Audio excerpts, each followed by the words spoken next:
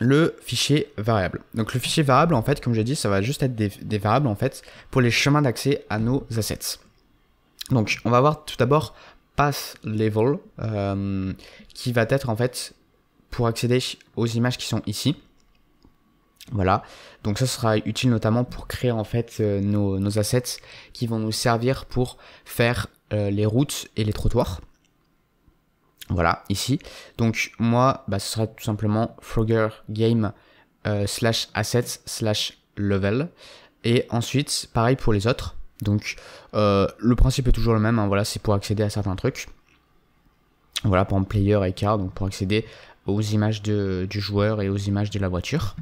Voilà, donc ça c'est un petit fichier en plus qui me permet, en fait, d'avoir, dès que je veux accéder, en fait, à une image, si j'ai besoin d'y accéder, j'ai juste à appeler, en fait, ces variables là.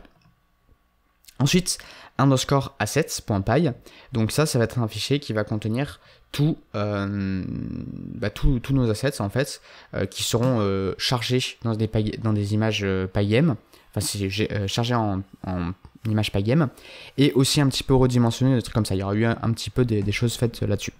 Donc qu'est-ce qu'il va nous falloir? Donc tout d'abord il va falloir importer OS et sys, donc ça c'est des modules qui existent déjà de base dans Python, donc vous n'avez pas besoin de les installer. Ensuite pygame, et ensuite on va faire from frogger.variable import les variables que j'ai mis ici. En vrai j'aurais pu faire un import étoile à nouveau, c'était juste pour vous montrer une autre manière, en fait, d'importer des variables, en fait, depuis un autre fichier. Pourquoi from frogger.variable? Tout simplement parce que, comme je vous l'ai dit, en fait, notre code, en fait, va être exécuté depuis main. Donc en fait le chemin d'accès que vous devez fournir ici, c'est le chemin d'accès en pensant que vous exécutez depuis ici. Et pour pouvoir accéder aux variables ici, au fichier variable, eh bien, quand on est ici, ça veut dire qu'il faut aller dans Frogger Game, ok, Frogger Game, et ensuite le fichier variable. Donc c'est pour ça que je fais from Frogger Game.variables. Et ensuite j'importe mes fichiers, enfin mes variables, pardon. Ensuite là j'ai un petit pym init, donc ça c'est pareil, c'est pour utiliser les packages qui sont dans pym. Et ensuite qu'est-ce que nous avons? Ce code là n'est pas important, vous n'avez pas besoin de vous en occuper, vous n'avez même pas besoin de le mettre, en vrai c'est juste moi qui fais des trucs à côté. Donc là ce que je vais faire, c'est que je vais charger du coup différents assets. Donc je vais charger load street, donc ça va être pour ma route. Sidewalk dark, donc ça va être pour mon trottoir, donc une des images pour mon trottoir, une autre image pour mon trottoir et une image pour mon player. Ensuite là j'ai une fonction crop image qui prend une image pygame, une coordonnée xy, une largeur et une hauteur. Et ce que ça fait, c'est que ça va me permettre, en fait, de couper, enfin de récupérer une partie de l'image. Comment je récupère une partie de l'image? Je précise le XY et la largeur et la hauteur du rectangle que je vais découper, ok, en sachant que les coordonnées XY c'est le coin haut gauche du rectangle, d'accord. Et ensuite la largeur ce sera X plus, ce sera les coordonnées ensuite du rectangle, ce sera en sachant que le rectangle, ses coordonnées XY c'est le point haut gauche, ça veut dire que la largeur et la hauteur, ce sera donc ensuite la suite du rectangle en bas, si on peut dire ça comme ça, par la suite.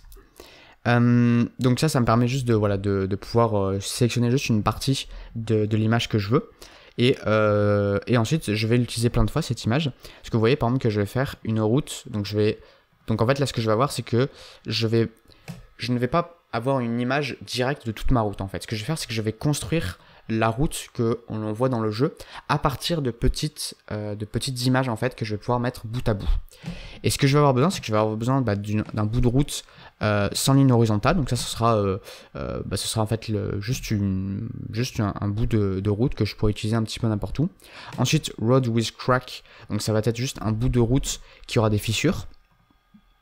Et no crack 1 et no crack 2, donc c'est deux autres bouts de route. Et road with horizontal line, c'est tout simplement avec une ligne horizontale, donc vous savez les traits de démarcation qu'il y a sur une route.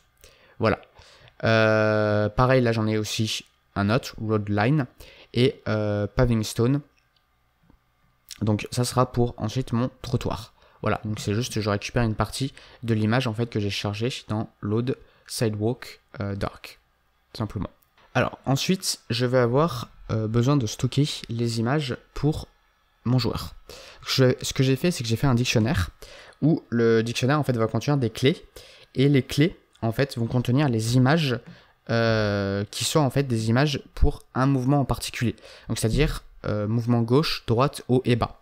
Donc c'est-à-dire que par exemple la clé left elle va contenir les images pour faire l'animation de mon joueur quand il se déplace vers la gauche. Voilà. Donc ce que je fais, c'est que je crée un dictionnaire et ensuite je charge toutes mes images selon ce que j'ai besoin. Donc c'est ce que je fais ici. Vous voyez, donc avec créant une clé left par exemple, donc je vais créer du coup mes clés, je vais stocker les images en fait pour quand mon personnage se déplace à gauche. Voilà. Pareil quand il se déplace aussi à droite et quand il marche vers le haut et quand il marche vers le bas. Donc marche vers le haut, ça veut dire qu'en fait il monte, ok, et marche vers le bas, ça veut dire qu'il descend. Voilà. Et donc ensuite, ce que je fais aussi, c'est que je redimensionne les images de mon player pour qu'elles soient un peu plus petites pour la fenêtre que j'ai. Donc je les diminue, vous voyez, donc ce que je fais, c'est que je les diminue un petit peu. Je prends juste 80% de leur taille initiale. Voilà. Et ensuite, j'ai les images aussi pour mes voitures que je stocke dans une liste. Et enfin, celui-là, Game Over Sound, donc c'est le son en fait qui sera utilisé pour quand on rentre dans une voiture. Voilà, tout simplement.